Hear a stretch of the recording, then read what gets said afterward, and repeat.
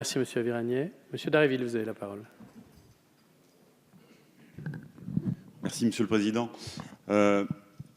J'étais il y a quelques jours au congrès des mutuelles de France à Saint-Étienne et j'ai senti dans cette assemblée à la fois une vive inquiétude à l'égard de l'évolution de notre système de santé, y compris à l'aune du PLFSS que nous sommes en train d'examiner, et en même temps une forte mobilisation, une capacité de mobilisation dans tout ce tissu mutualiste. Or, l'article 15 prévoit une participation des complémentaires au financement du forfait médecin traitant à hauteur de 250 millions d'euros.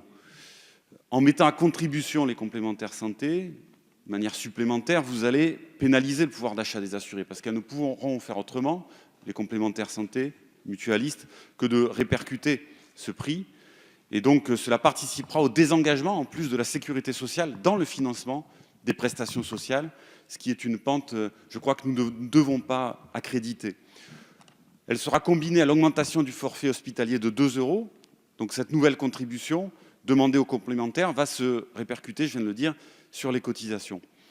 Nul doute que les mutuelles vont les intégrer dans leurs tarifs, et je pense notamment à ceux des personnes âgées. Nous savons bien que le prix des complémentaires santé augmente avec l'âge, et donc les personnes âgées risquent d'être les premières pénalisées par votre mesure. Je crois qu'il faut maintenant envisager d'autres relations avec le mouvement mutualiste et surtout éviter de loger à la même enseigne que les assurances. Or, je crains que cette mesure n'y conduise finalement. Donc c'est pour ces raisons que nous demanderons la suppression de cet article.